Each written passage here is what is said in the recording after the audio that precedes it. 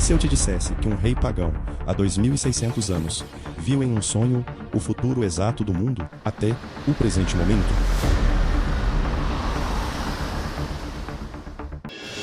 Babilônia, há aproximadamente 600 anos antes de Cristo. O império mais poderoso da Terra era governado por um homem, Nabucodonosor.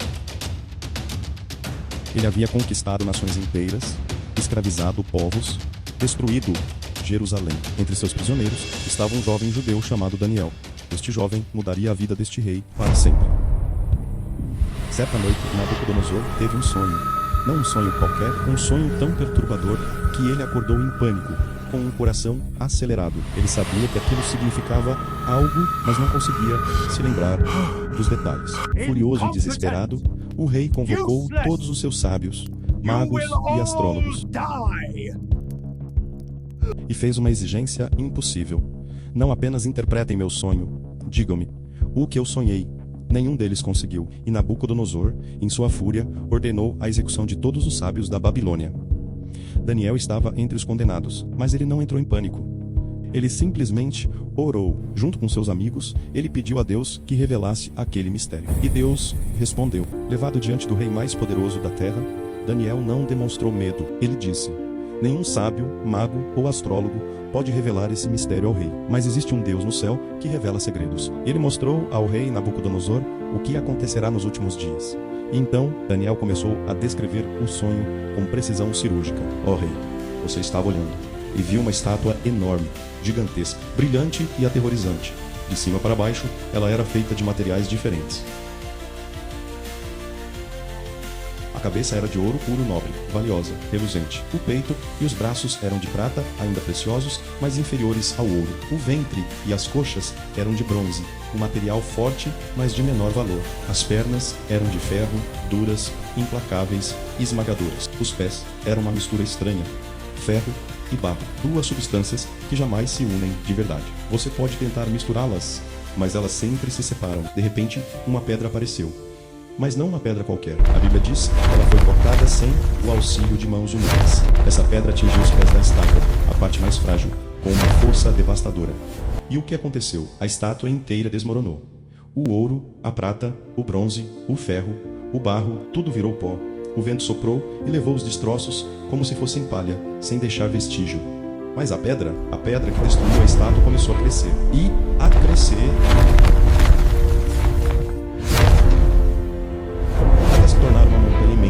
que encheu toda a terra. E é aqui que a história deixa de ser um sonho antigo e se torna a nossa realidade. Daniel explicou que o sonho não era apenas um pesadelo, mas uma profecia de Deus. Uma linha do tempo precisa dos grandes impérios que governariam o mundo, um após o outro. A cabeça de ouro era o próprio Nabucodonosor e o seu glorioso império babilônico, rico, com grande poder, dominador, mas que iria deixar de existir. O peito e os braços de prata simbolizavam o império que viria a seguir. O império Medo-Persa, dois braços representando duas nações unidas, os Medos e os Persas. E a história confirma, eles conquistaram a Babilônia em 539 a.C., exatamente como a profecia indicava. O ventre e as coxas de bronze, esse era o Império Grego liderado por Alexandre o Grande. Seus soldados, famosos por suas armaduras de bronze, varreram o mundo conhecido como um furacão, conquistando o Império Persa com velocidade e força impressionantes. As pernas de ferro, Roma, o império que esmagou todos os outros com suas legiões implacáveis. Forte e duradouro, que suas leis, estradas e cultura ainda ecoam no mundo ocidental até hoje. O ferro esmaga e quebra tudo, assim como Roma fez. E os pés da estátua, que eram uma mistura estranha, essa é a parte que é a mais fascinante. Essa é a parte em que nós vivemos agora. Após a queda de Roma, o império se fragmentou, surgiram os reinos divididos da Europa moderna. Nações que ao longo dos séculos tentaram se unir, por meio de casamentos reais, alianças políticas, tratados comerciais, até mesmo uniões econômicas, como a União Europeia. Mas a profecia disse há 2600 anos, eles se misturarão por alianças, mas não se unirão de fato. Assim como o ferro não se mistura com o barro. Olhe para a história. Napoleão tentou unir a Europa. Hitler tentou e ainda hoje vemos a tensão e a fragilidade dessa união. A divisão permanece, exatamente como o sonho previa. Mas e a pedra? A pedra que destrói tudo e preenche a terra, a pedra representa algo que nenhum império humano jamais conseguiu. Um reino eterno. Ela foi cortada sem mãos, o que significa que não é uma criação humana, mas divina. É o reino de Deus. A Bíblia nos diz que quando Jesus Cristo retornar, todos os reinos instáveis deste mundo, todas as estruturas frágeis de ferro e barro serão completamente destruídos. E, em seu lugar, ele estabelecerá um reino de justiça, paz e amor que encherá toda a terra.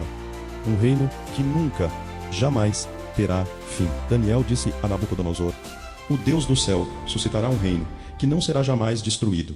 Pense nisso. Há 2600 anos, um rei pagão viu o futuro.